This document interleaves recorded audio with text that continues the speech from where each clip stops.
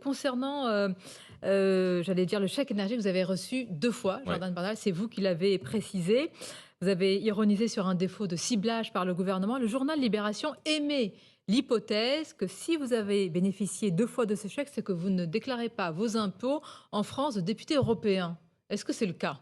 Non, je déclare, je rassure tout le monde, je déclare tous mes revenus, et notamment mes revenus de député européen en France, à l'administration fiscale chaque année. Et vous doutez bien que si je ne les déclarerais pas, je pense que ça se serait su depuis très longtemps compte tenu de mon exposition médiatique. Donc ce sont des méthodes de voyous utilisées par le journal de Libération qui, probablement ne vendant plus de papier, cherche un peu à faire du buzz, quitte à salir des responsables politiques. Donc je trouve ça particulièrement malhonnête, déloyal, que de balancer de telles invectives et de telles accusations diffamatoires sans pour autant les justifier. Donc nous avons publié un droit de réponse et Libération sera poursuivie en diffamation. Mais essayons de comprendre pourquoi vous avez reçu, c'est-à-dire sur le Oui, fond, voilà, alors, il ce faut chèque. revenir au truc parce que c'est Soit l'administration quasiment de ma faute. fiscale C'est-à-dire que j'ai reçu s'est à 2 trompée. reprises le chèque énergie. Mais juste pour dire une chose, évidemment, je ne l'ai pas encaissé. Mais depuis maintenant plusieurs mois, notre bouclier de pouvoir d'achat, Marine Le Pen l'a défendu pendant la présidentielle, est sur la table. Nous avions notamment proposé comme solution la baisse de la TVA de 20% à 5,5% sur l'ensemble de l'énergie, considérant que l'énergie était un bien de première nécessité. Donc le carburant, l'électricité, le gaz, le fuel, qui est un bien essentiel pour les Français. On a proposé de baisser les taxes sur ce bien. Le gouvernement nous a dit non, on ne le fait pas parce que ça va bénéficier à tout le monde. On préfère ces chèques qui font du ciblage. Sauf qu'en réalité, les Français concernés ne rentrent jamais dans les bonnes cases.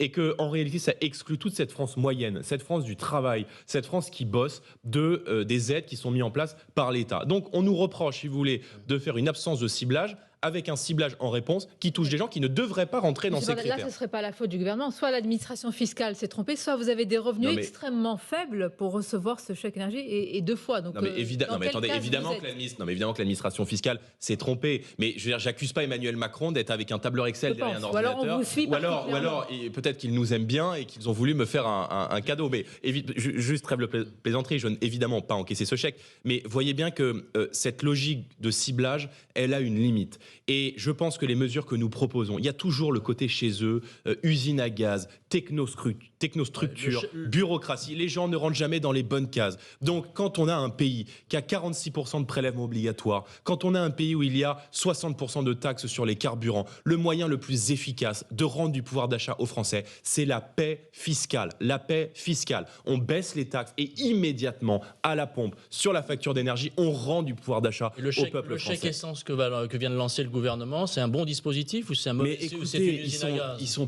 Ils sont pas banquiers. On dirait le distributeur de chèques, on dirait des responsables d'agences bancaires du Crédit Mutuel. Je veux dire, le chèque a une logique de court terme. Le chèque ne permet pas de rendre du pouvoir d'achat aux Français. Nous, on propose une vraie vision pour le pays, une vraie vision pour le pouvoir d'achat. D'abord la paix fiscale, avec la baisse des taxes sur l'énergie, notamment sur l'essence, avec un panier de 100 produits de première nécessité à taux zéro de TVA. Les pâtes, les couches pour les enfants, les produits hygiéniques pour les femmes, ce sont des biens importants, on sort la TVA. Et deuxièmement, il faut que le travail paye mieux, il faut revaloriser l'heure de travail et nous proposons notamment ce deal gagnant-gagnant avec les entreprises, vous augmentez de 10% les salaires de votre entreprise et nous exonérons ces 10% de cotisation pendant 5 ans. Et ça, c'est un moyen qui permettrait à tous les chefs d'entreprise qui nous regardent, qui n'arrivent pas à augmenter les salaires, parce que augmenter les salaires, c'est aussi faire peser sur eux des charges qui sont insoutenables, eh bien, d'oxygéner leur entreprise.